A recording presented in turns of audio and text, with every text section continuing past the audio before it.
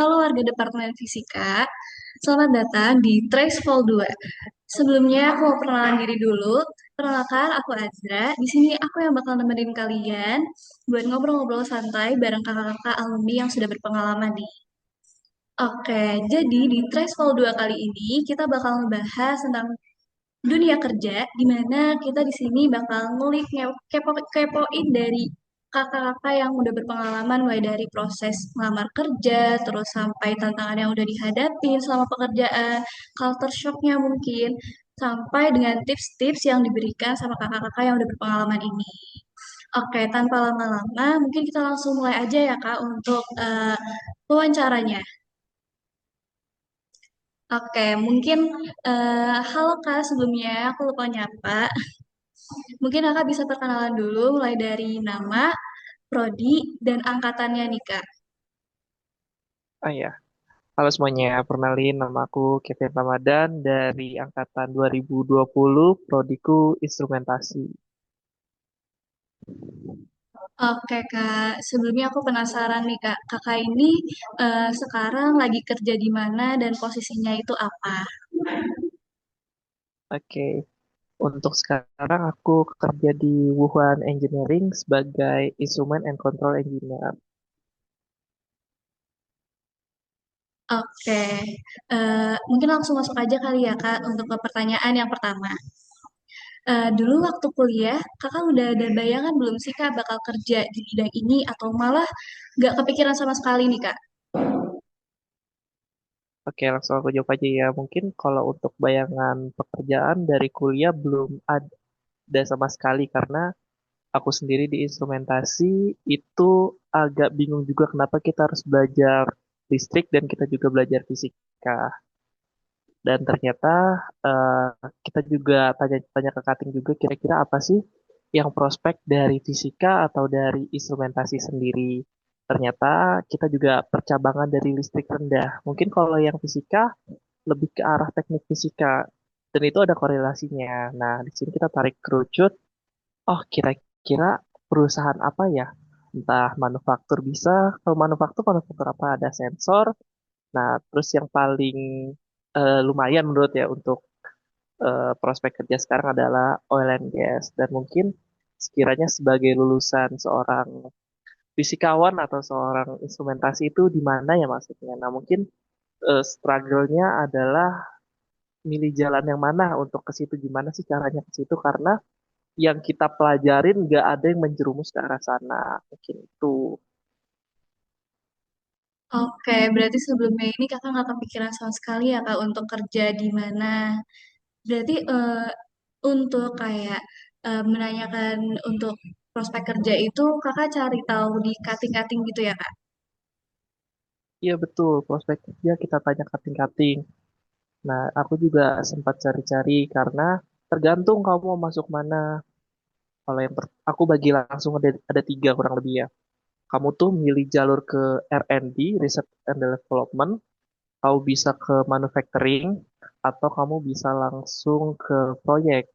Nah, kamu dari tiga itu lebih minat kemana? Kalau misalkan kamu lebih minat ke research, kamu bisa ngembangin sesuatu. Nah, itu bisa aja masuk R&D. Nah, R&D-nya ini tergantung. Biasanya alat fisika kan masuknya ke measurement. Nah, itu banyak. Bisa pressure, bisa flow, bisa temperatur. Nah, kalau kamu lebih minat ke arah manufacture, kayak kamu waktu mungkin ada kunjungan belajar ya, entah ke pabrik-pabrik apa, pabrik mobil, pabrik, oh aku suka membuat ini. Nah, kamu bisa join ke manufacture atau yang terakhir ada ke mungkin kalau kamu lihat kayak oil and gas, tiap offshore structure atau onshore structure itu kau bisa kepoin ke arah sana. Jadi kamu lebih minat ke mana nih dari diri kamu? Kita gali. Oke, lanjut ke pertanyaan selanjutnya ya kak. Boleh dong kak ceritain gimana sih awal prosesnya kakak melamar pekerjaan ini? Oke. Sebelumnya aku juga mau terus terang kalau yang aku lamar tuh nggak sesedikit itu mungkin ada kali setiap hari puluhan bahkan beberapa ratus per minggu untuk melamar pekerjaan karena ya learn by doing yang dimana CV aku awal-awal nggak pasti langsung keterima juga banyak ketolak. Wawancara pertama aku banyak yang ketolak. Mungkin di situ kalian juga bisa belajar kayak entah nanya cutting, entah nanya yang punya saudara di mana gitu, tanya kira-kira CV kita kurang di mana gitu. Nah, terus untuk ngelamar di sini ya mungkin entah faktor keberuntungan dan alhamdulillahnya itu terjadi. Untuk proses rekrutmennya kurang lebih sama ya, melamar, kita ngisi form, terus ada sesi interview, sama ada offering. Kurang lebih sama kok semua, tergantung kalian siapnya di mana, materi apa yang kalian persiapkan, dan insya Allah kalau misalkan semuanya itu sudah aman, pasti lancar. Oke, boleh dong Kak ceritain Kakak ini tuh bekerja di bidang apa sih Kak, biar kita tuh bisa ngasih gambaran ke teman-teman semua yang masih awam nih sama dunia kerja. Oke, Alhamdulillah aku keterimanya di instrument and control kurang lebih. Mungkin kalau teman-teman instrumen udah sangat amat familiar dengan alat ukur, sensor, dan lain sebagainya. Kurang lebih kerjaan aku berkutat di situ lebih ke arah selection. Nah, ini juga aku bagi-bagi lagi karena aku di oil and gas. Nah, nanti teman-teman tergantung lebih suka kemana. Aku bagi tiga lagi. Yang pertama, karena aku di EPC, EPC itu lebih ke arah kontraktor. Jadi kerjaan aku tuh lebih ke arah nge-review, teman-teman. Lebih nge-review kerjaan si vendor-vendor ini. Vendor-vendor ini tuh ada vendor buat transmitter, ada buat control valve, ada yang buat kabel juga, dan sebagainya. Nah, mungkin biar teman-teman di sini nggak bingung, aku mundurin sedikit, aku coba breakdown dulu. Jadi itu untuk di oil and gas kita bagi jadi tiga, ada vendor, ada kontraktor, yang terakhir ada owner. Nah, mungkin teman-teman aku kasih gambaran langsung, anggaplah ownernya ini Pertamina. Jadi Pertamina dia punya nemu cadangan minyak, anggaplah di daerah A. Mereka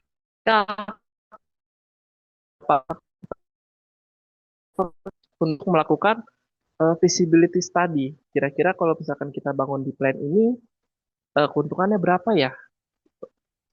Dan yang ketiga, itu vendor, teman-teman. Ketika proyek itu udah dimenangin sama kontraktor yang dimana aku kerja di sini, mereka itu kontraktor ini akan mengundang beberapa vendor untuk menyelesaikan pekerjaan tersebut. Contohnya ada vendor construction, ada vendor juga yang menangani beberapa bahan baku mungkin ya kalau aku ngomong bahasa awamnya. Terus ada juga yang buat per part. Jadi kita dari tiga ini berkesinambungan. Nah, jadi balik lagi kerjaan aku di kontraktor di sini adalah mereview kerjaan dari beberapa vendor-vendor, terus juga mastiin plan tersebut dapat beroperasi secara maksimal gitu. Oke, selanjutnya ada nggak sih Kak tantangan terbesar yang pernah Kak alamin selama kerja ini? Kalau ada mungkin boleh diceritain Kak. Oke. Mungkin tantangan terbesar adalah kembali lagi ke komunikasi. Mungkin teman-teman yang di organisasi juga sering banget ngalamin yang namanya miskom, nggak sekali dua kali. Apalagi rekan kerja teman-teman adalah orang beda negara, yang dimana kita cuma disatuin sama bahasa Inggris, dan bisa aja yang kita katakan A, tiba-tiba keluarnya B, kita dapatnya D. Nah, itu sering banget terjadi. Jadi, eh, untuk miskom ini, yang pertama mungkin teman-teman pasti melakukan evaluasi atau menyampaikan kembali maksud teman-teman tuh apa. Mungkin eh, masalah terbesar tuh hanya itu ya, karena kita di bagian tengah-tengah, kontraktor itu antara vendor dan owner yang harus memiliki kemampuan untuk menyampaikan dan menjembatani komunikasi secara baik. Mungkin the big problemnya hanya di situ untuk saya.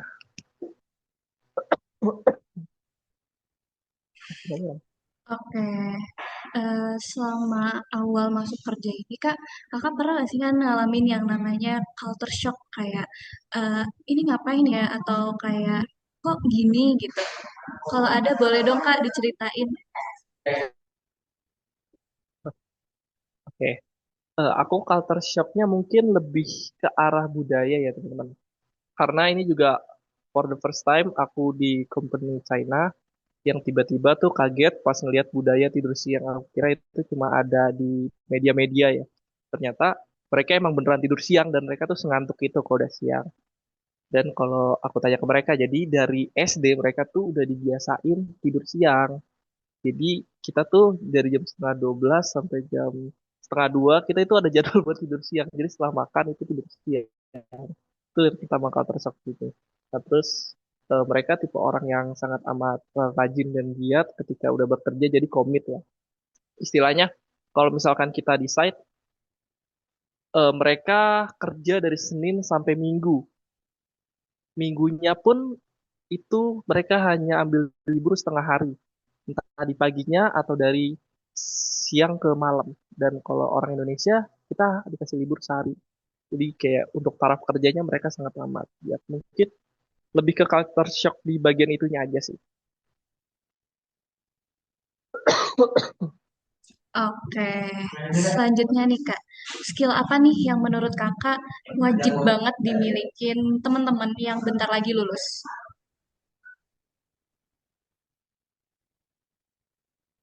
Nah, ini masalah soal skill.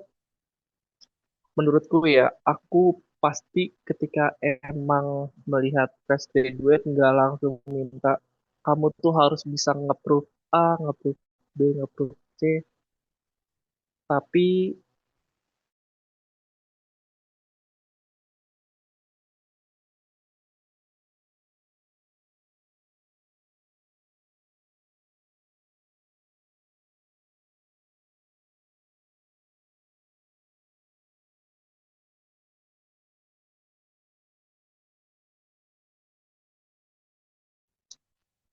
bahasa mungkin karena beberapa perusahaan maupun lokal itu sudah mewajibkan dan harus bisa berbahasa Inggris. Kurang lebih itu. Mungkin teman-teman di sini aku rasa itu nggak masalah. Jadi jangan takut mencoba aja. Oke, ngomong-ngomong soal masa kuliah nih Kak, pengalaman apa sih yang paling membantu Kakak selama udah kerja ini? Organisasi kah, tugas kuliah kah, atau hal yang lain? Oke. Secara aku pribadi untuk masa-masa kuliah, ini aku jujur semasa kuliah ilmu yang beneran aku dapetin untuk yang aku kerjain itu cuma 3 SKS dan mungkin kalau teman-teman instrumentasi dengar ada yang namanya eh, industri itu materi 3 SKS dari semuanya ya. Itu tuh waktu itu yang ngajar namanya Bapak Trispantoro. Dia menghadirkan beberapa praktisi dari luar. Nah, menurut aku itu ilmu yang sangat amat terpakai. Dan untuk organisasi atau tambah-tambahan lagi, karena aku asisten lab ya teman-teman. Dan menurut itu aku sangat amat kepake lah ilmunya. Apalagi waktu itu aku megang lab untuk sensor. Jadi ketika emang ada interview atau menjelaskan di CV kita tentang sensor itu bisa aku masukin dan di samping menambah CV itu juga menambah ilmu dan pengembangan lagi apa ya? Oh, mungkin kalau teman-teman ada sertifikasi online teman-teman, itu tuh ada dari Udemy biasanya menyediakan. Itu teman-teman bisa melihat kalau misalkan teman-teman bingung gitu sama gimana sih kerjaan ketika seorang fisika atau dari instrumen udah lulus tuh harus apa gitu. Materi apa yang di luar dari kuliah karena yang aku dapat dari kuliah sangat amat minim. Itu mungkin dari aku masalahnya. Oke, selanjutnya nih Kak, menurut Kakak penting nggak sih IPK pas cari kerja atau lebih penting pengalaman dan attitude? Oke, pertanyaan bagus. Jujur IPK aku bukan IPK yang bagus dan IPK aku termasuk IPK normal. ada sebagian perusahaan yang memang IPK itu sebagai standar masuk. Tapi ketika kalian sudah masuk dipilih gitu, pasti ada yang namanya interview. Mau IPK kalian sempurna, tapi kalian tidak bisa menyampaikan tentang diri kalian, menurutku itu agak sia-sia. Menurutku juga IPK bagus itu alhamdulillah itu bonus. Tapi setelah itu kamu harus persiapan juga ketika kamu masuk ke perusahaan apa gitu. Apa yang mereka butuhin sih? Jangan hanya berfokus dan bangga diri karena IPK bagus. Dan juga sorry, dan juga ke apa-apa. Sorry. Menurutku kalau misalkan IPK kamu memadai, anggaplah kebanyakan perusahaan yang aku lihat require-nya kurang lebih 3,2.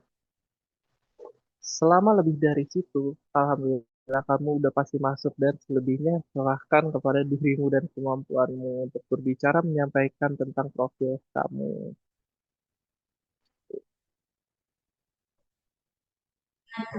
Oke, selanjutnya nih Kak. Kalau boleh ngasih saran ke diri sendiri pas kuliah dulu, Kakak pengen bilang apa sih? Saran ya.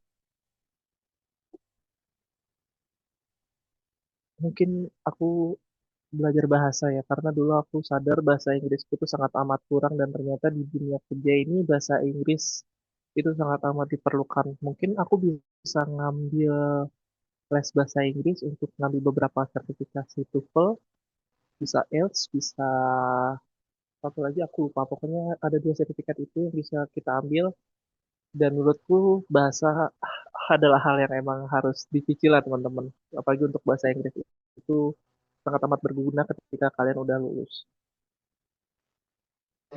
Oke, selanjutnya mungkin kasih tips dong Kak buat teman-teman biar nggak gampang down kalau misalkan ngelihat teman-teman yang lain tuh udah lebih dulu dapat kerja nih Kak. Tipsnya anggap aja kalian disiapin sesuatu yang lebih lah teman-teman. Ya mungkin ada rasa iri juga misalkan aku keterima di tiba-tiba temanku keterima di Pertamina lah, keterima di Freeport.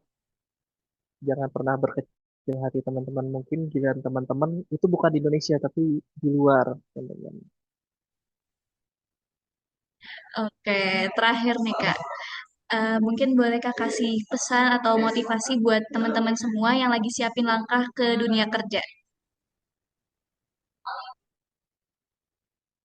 Langkah ke dunia kerja. Aku pernah baca ada kata-kata yang bilang kapan kamu ngerasa gagal, ketika kamu ngerasa gagal, kamu ngerasa gagal tuh, atau ketika kamu nggak berhasil melakukan sesuatu, itu akan terjadi selalu. Dan ketika kamu bertanya kapan kamu akan gagal, kapan kamu akan berhasil, jawabannya adalah ketika kamu berhenti untuk mencoba. Jadi teman-teman jangan patah semangat. Kalau misalkan teman-teman sekarang lagi di fase ngejar skripsian, kejarlah teman-teman. Dan kalau misalkan teman-teman lagi mencari kerja, carilah sebanyak-banyaknya. Coba tanya-tanya ke cuttingnya, lebih ke arah, Kak, kira-kira aku punya CV seperti ini, apa yang perlu aku benarkan untuk masuk ke perusahaan ini, atau ajak aja ngomong cuttingnya. Kak, ini aku kerjaan kakak gimana sih Kak di sini? Mungkin di samping perbanyak relasi, teman-teman juga nggak apa-apa sambil di bawah santai aja buat ngobrol gitu. Pokoknya teman-teman semangat semuanya yang sedang berjuang di kampus. Oke, Gak kerasa nih Kak, kita udah selesai untuk wawancaranya. Nah, banyak banget nih teman-teman insight yang bisa kita ambil hari ini, mulai dari realita dunia kerja, pentingnya persiapan sejak kuliah, sampai pesan-pesan semangat biar teman-teman gak insecure dan tetap percaya pada proses teman-teman.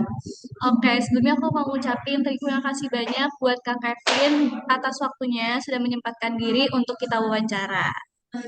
Oke, sampai jumpa di Traxfall 3 Oke, teman-teman.